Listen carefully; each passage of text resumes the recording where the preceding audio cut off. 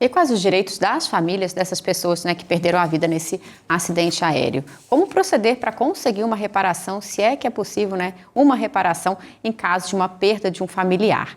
E é sobre isso que a gente vai falar agora com um advogado especialista em direito aeronáutico, o Marcial Sá. Ele fala ao vivo com a gente aqui via internet. Muito boa tarde, seja bem-vindo, Marcial.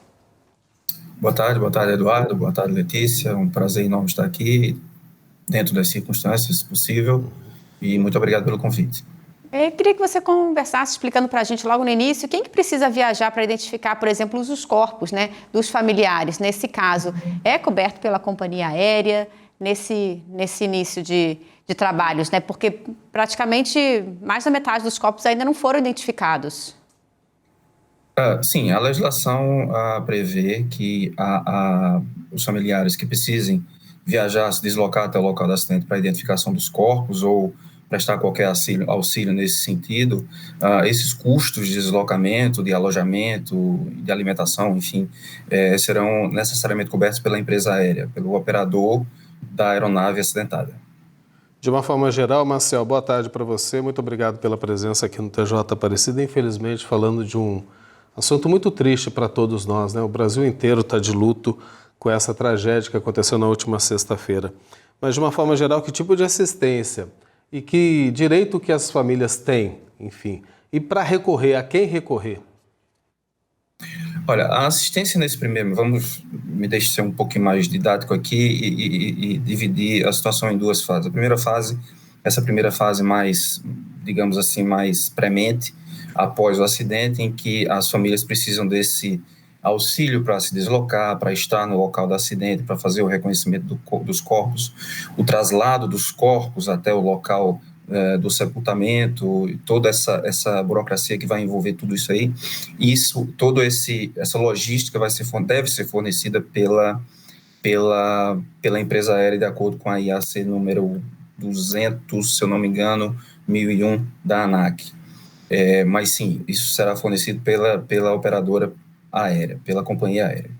Num segundo momento, temos a questão dos seguros que devem ser pagos a título de indenização a essas vítimas, a esses familiares das vítimas. Caso esses seguros não sejam pagos por alguma razão ou não sejam suficientes para satisfazer as famílias, teríamos aí uma terceira fase, que seriam eventuais demandas judiciais.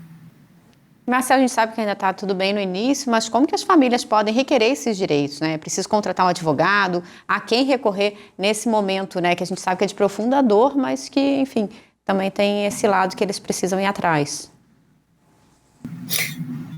Nós aconselhamos que as famílias, os interessados, busquem auxílio, assessoria, assistência jurídica, né, através de profissionais habilitados e que tenham conhecimento da matéria, para que possam ajudá-los na busca desses direitos, nomeadamente advogados, defensoria pública, que possam ajuizar as respectivas e competentes ações judiciais no sentido de buscar essas indenizações que são que as famílias entenderem devidas.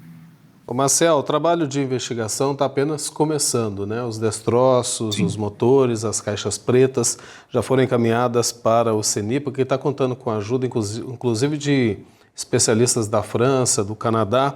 Mas eu queria saber de você, faz diferença, afinal, para as famílias que vão buscar os seus direitos, é lógico, saber o motivo, a causa do acidente, para futuras demandas judiciais ou não?